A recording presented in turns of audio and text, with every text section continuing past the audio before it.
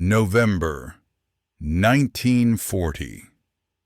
Colditz Castle, Saxony, Germany.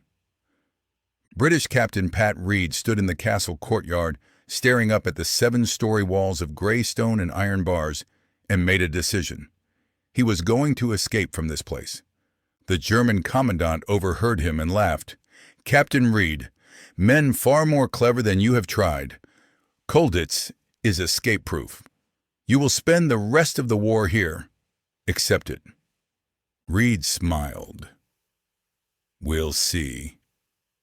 Over the next 5 years, Reed and his fellow prisoners would turn Colditz into the most inventive prison break operation in history, complete with fake documents, hand-built gliders, tunnel systems, and escape attempts so elaborate they bordered on comedy. The Nazis had created Colditz specifically for troublemakers. By late 1940, German POW camps were dealing with serial escapers, Allied officers who'd broken out of multiple camps, disrupted operations, and refused to behave like prisoners were supposed to behave. The German High Command decided these men needed a special facility, somewhere escape-proof, somewhere so secure that even the most determined prisoners would give up. They chose Colditz Castle, a medieval fortress sitting on a rocky outcrop above the river Mulde. 7-foot-thick walls, a single entrance, guard towers at every corner, a garrison of 200 Wehrmacht soldiers for roughly 500 prisoners. "Send your troublemakers here," the commandant told other camp administrators. "They will not escape." What the Germans didn't realize was that they were concentrating the most creative, determined, and stubborn Allied officers in one location. Colditz became less a prison and more an engineering workshop disguised as a medieval castle. The first escape attempt came within weeks. French Lieutenant Alain Leray studied the castle's architecture and noticed something. The park beyond the outer wall had a drainage culvert that ran under the perimeter. He convinced guards he needed to visit the park for exercise. While walking, he slipped away, found the culvert, and crawled through sewage and mud for 200 yards until he emerged outside the walls. He made it all the way to Switzerland before being recaptured at the border. The Germans were furious.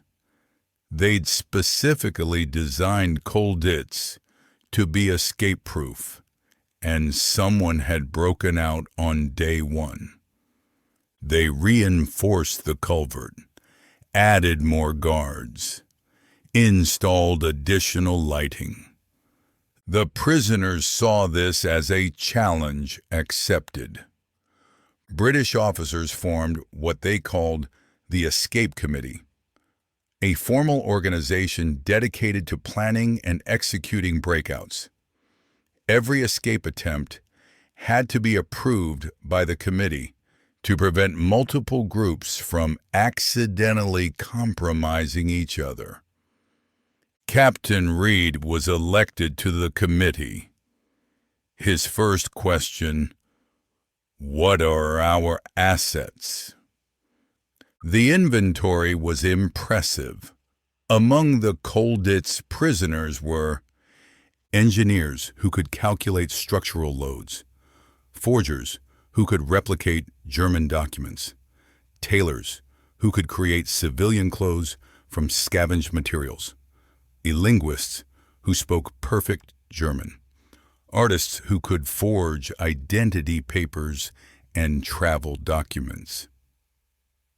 "Gentlemen," Reed told the committee, "we have everything we need except freedom. Let's get to work." The tunnel operations were the most ambitious.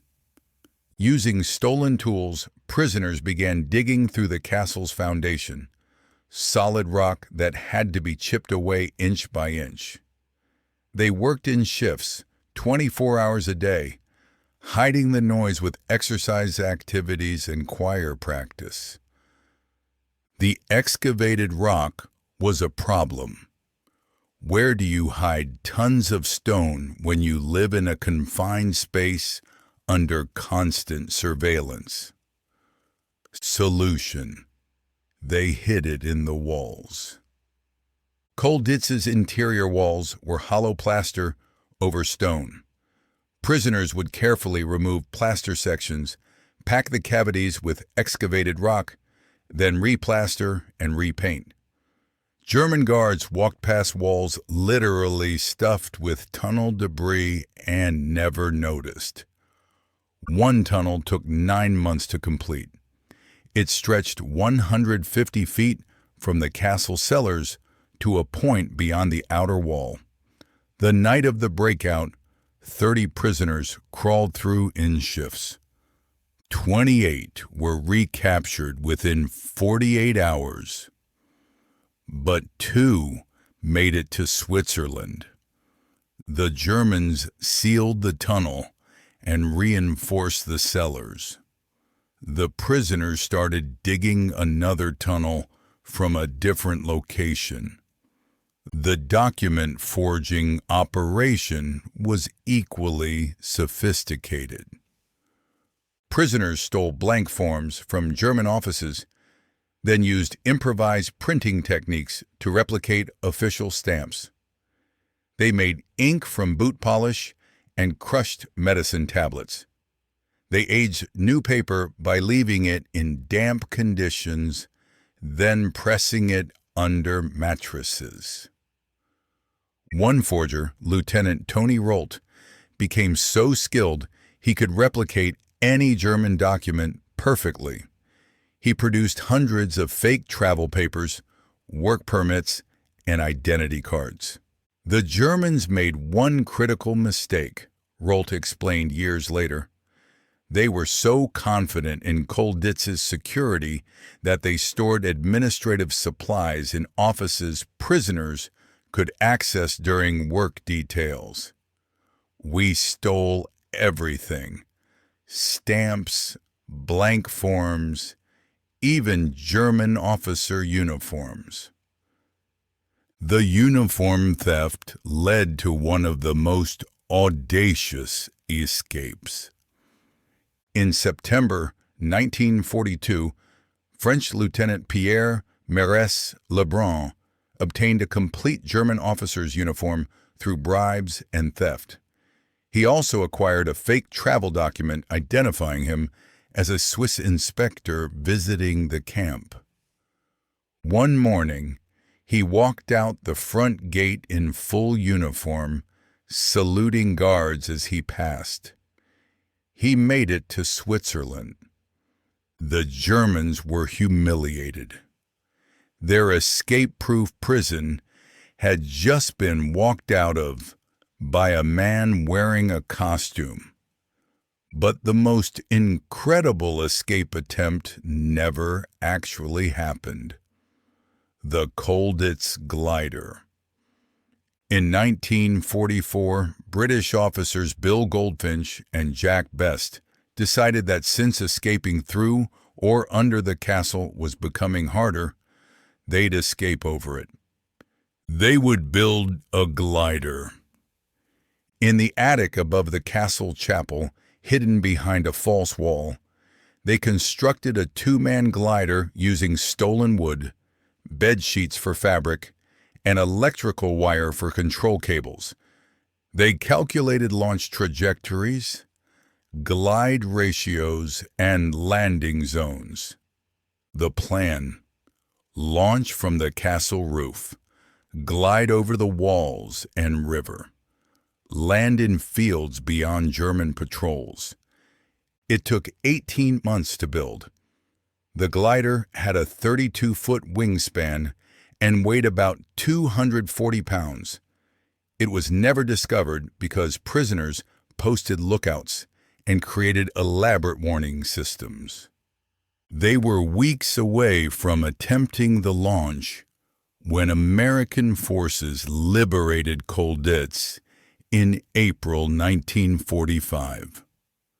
The glider was found by Allied soldiers in the attic, fully functional and ready to fly.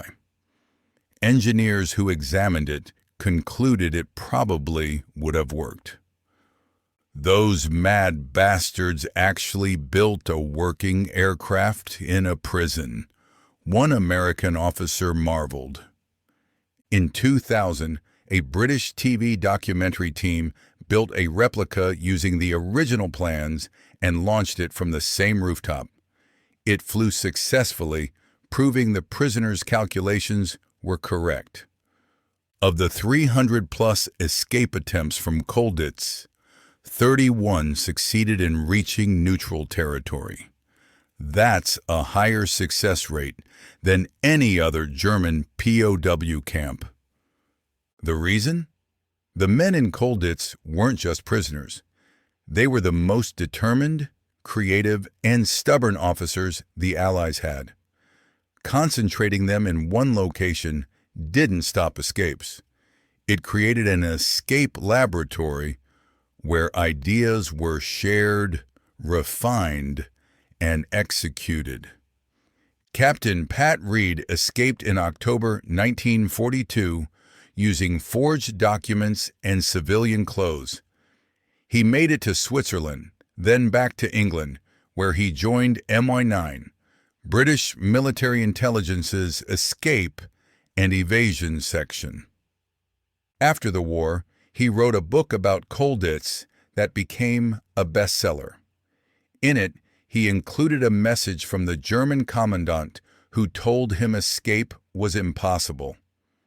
Captain Reed, I must admit, you were right. Colditz was not escape-proof. It simply made escaping more interesting. The castle still stands today as a museum. Visitors can see the tunnel entrances, the workshop where tools were made, the attic where the glider was built, and the cells where prisoners were confined after failed escape attempts. In one cell, someone scratched into the stone wall. They can imprison our bodies, but our minds are already free. That was Colditz, a prison full of men who refused to accept captivity, who turned imprisonment into a competition, and who proved that the most powerful weapon in war isn't bullets or bombs. It's refusal to quit.